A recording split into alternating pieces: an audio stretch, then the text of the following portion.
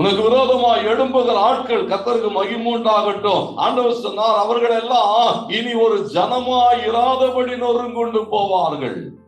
தேவ பிள்ளைகளுக்கு விரோதமாய், தேவ ஜனத்துக்கு விரோதமாய், தேவனுடைய திட்டங்களுக்கு விரோதமாய் எழும்புகிற போது கர்த்தருக்கு மகிமை உண்டான சொன்னார், அவைகள் எல்லாம் ஒன்றும் இல்லாமல் போகும். ஏனென்று சொன்னால், உன்னோடு கூட இருக்கும்படி கொடுக்கப்பட்டதான இம்மானுவேல் தேவன் எப்படிப்பட்டவர்.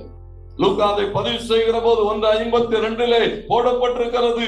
அவர் எப்படிப்பட்டவர், அவர் எப்படிப்பட்ட தன்மையுடையவர் என்று பேசுகிற போது சொல்லுகிறார், அவர் பெரியவராய் இருப்பார், உன்னதமானவருடைய குமாரன் என்னப்படுவார், தாவீதினுடைய சிங்காசனம் அவருடையதாக இருக்கும். ஆண்டவருக்கு மகிமை உண்டாட்டு கூட இருக்கிற தேவன் எப்படிப்பட்டவரா? அவர் பெரியவராய் இருப்பார். தேவனுக்கு மகிமை உண்டான ஆண்டவர் நம்முடைய வாழ்வின் பாதைகளிலே கடந்து போகிற போது நம்மோடு கூட இருக்கும்படி மாம்சத்திலே வெளிப்பட்டு அவர் காரியங்களை ஆற்றின போது வேதம் அப்படித்தான் சொல்லுகிறது. அவர் என்ன செய்தாரா? பெரிய காரியங்களை செய்து கொண்டிருந்தார். அல்லேலூயா.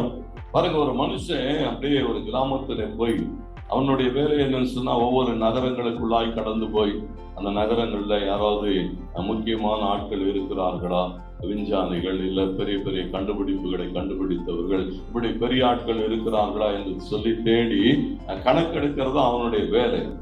அப்படி ஒரு சின்ன கிராமத்துல போய் அங்கே கேட்கிறான், இங்கே பெரியவர்கள் யாராவது பிறந்து இருக்கிறார்களான்னு சொல்லி.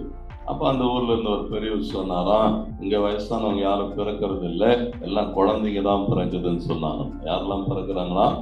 எல்லாம் குழந்தைங்க தான் பிறக்கிறாங்க, பெரியவங்க யாரும் பிறக்கிறது இல்லை. ஆண்டவருக்கு மகிமை உண்டாட்டும். பிறக்கும் போதே பெரியவராய் பிறந்தவர் நம்முடைய இயேசு மாத்திரம். கைவச்சு ஆமென் சொல்லுங்க. அவர் பெரியவராய் இருப்பார். எவைகளை பார்க்கலும், நீங்கள் சந்திக்கிற எந்த சூழ்நிலைகளை பார்க்கலும், நீங்கள் கடந்து போகிற எவைகள் கர்த்தருக்கு மகிமை. ஆண்டவருடைய வார்த்தை சொல்லுகிறது, இங்கே சொல்லப்பட்டிருக்கிறது, ஒரு நெருக்கம் வருகிற போது, ஒரு பயம் வருகிற போது ஆண்டவர் சொன்னார், நான் உனக்கு ஒரு அடையாளத்தை தருகிறேன், அவைகளை பார்க்கிறோம், உன்னோடு கூட இருக்கிற நான் பெரியவர். அல்லேலூயா.